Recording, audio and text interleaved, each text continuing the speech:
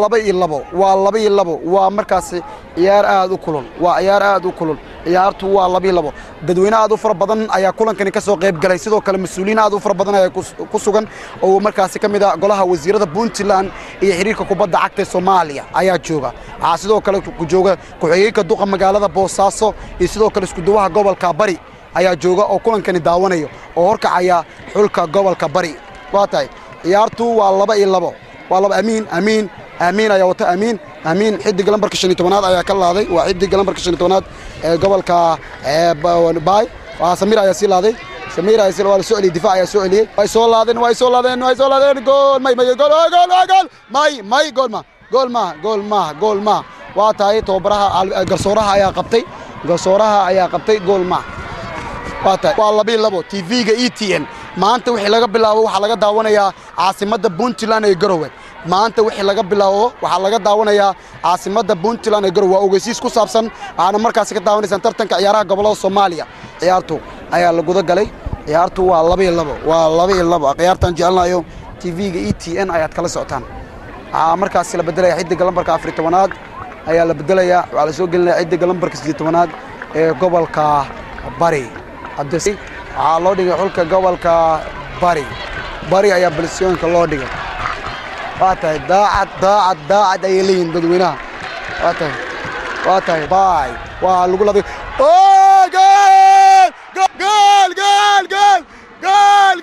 جول جول كبري داعد واتاي جول كبري ايا جول كليمت واتاي جول كبري waqtigii markaasi waxaad moodaa way socotaa bay banaanka foorgacan xulka gobolka Baay ayaa helay foorgacankaas waa Baay xulka gobolka Baay waa foorgacan way dhamaatay zaki yani sida warta farxada guusha bismillaahir rahmaanir rahiim anigoo ka socda gobolka Bari aad iyo aad baan ugu faraxsanahay guusha aan u soo hoyay anigoo hadda u soo wareegay ciyaartii kama dambaysta afarta kuwaataraha gobolkayga aad baan u jeclahay bismillaahir rahmaanir rahiim gobolka Bari dhamaan shacabka gobolka Bari oo Boosaaso jooga karkaar jooga aad baan ugu hambalyeynaya waan ku faraxsanahay guusha uu soo finaalka insha Allah waxa weeyaan ilaahay xamdiis waxa iskale insha Allah waa ku tashanayna guushan iyo guul la mid inaan ka soo yinayno halkan waxaan keenayaa koobka xafta carab meesha Buraanbeg gudoomiyaha gobolka Bari bismillaahir rahmaanir rahiim aad baan ugu hambalyeynaya ciyaartooyga xulka gobolka Bari oo xaqiiqdii muujiyay awood ciyaareed oo aan u soo tababarnay taas oo aan uga mahadcelinay cidii dhiirigelinta wanaagsan soo sameysay aad buu maasanyahay wali ma badin aad iyo aad baan ugu riyaaqsanahay waxaan rajaynayaa in Soomaali weyn talaabadeeda haddeer meesha ugu fiicneed la joogo baan rajaynayaa باي ايوه سو كسلابي وغدل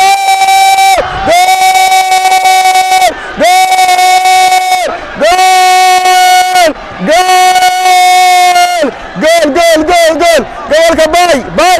باي saddex gool ayuu leeyahay saddex gool gobolka باي saddex gool dilintaas waanaad kantaa dilinta meesha laga laado waana dilinta aysan ka horin dilinta markaas bortiyeeriga u qaas ka way hadii kala ka horeyso waa kubadaas waa qalad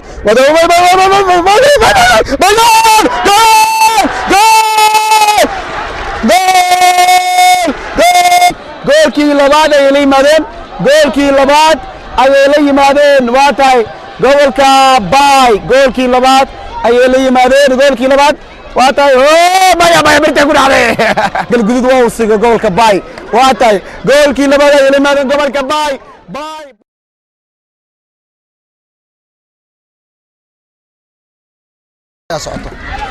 wili waxa socota ciyaartuna maxay maraysaa laba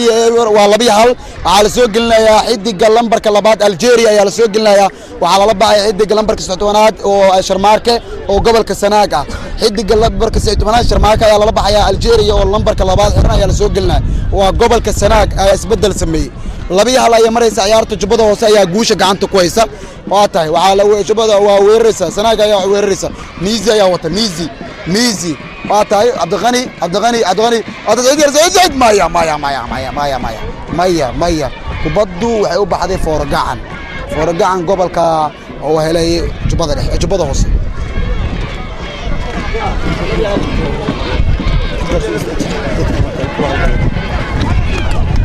ciyaartu waa 2-1 waxaad moodaa in ay weerar iyo weerar celis tahay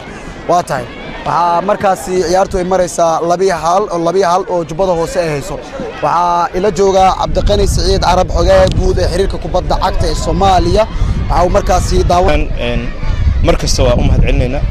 yani sida ay isugu kalifeen oo xoog u saareen inay ummadina martigeliyaan nabadgelyada xoog u saaraan qof kastana isugu daa inay qanciyaan oo waxaan leenahay awoodooda wax ka badan saaran waa u mahadcelinayna taas markaan u soo noqdo ciyaarta maanta waxay joogtaa wareegii stage u horeeyay wareegiisa koowaad ay joogtaa oo dhamaanaya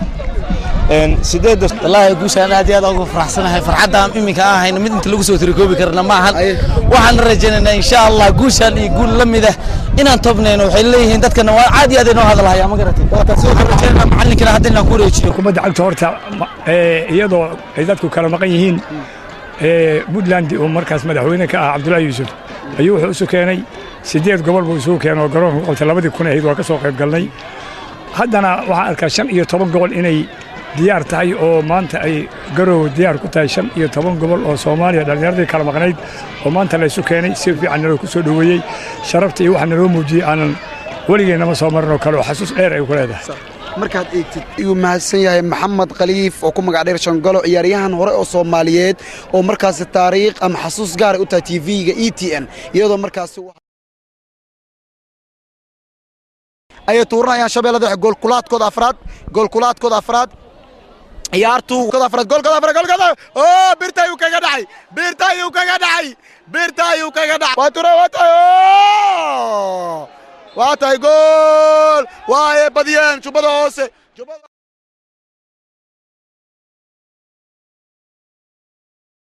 akhyaartan jecelnahay ciyaartii waxay ku soo ilaatay 1-1 waxaana markaasi ay tahay waa gool kulaadkooda tuuray gool gobolka Nugaal gool ayaa lagu leeyahay gool kulaadkooda koobaad ayay tuurteen gobolka Banaadir tahay waa laga qabtay waa tahay waa ay dhalin waayeen tuuray waa laga qabtay gobolka Nugaal goolkii labaad waa laga qabtay goolka ana Banaadir soo baxay Banaadir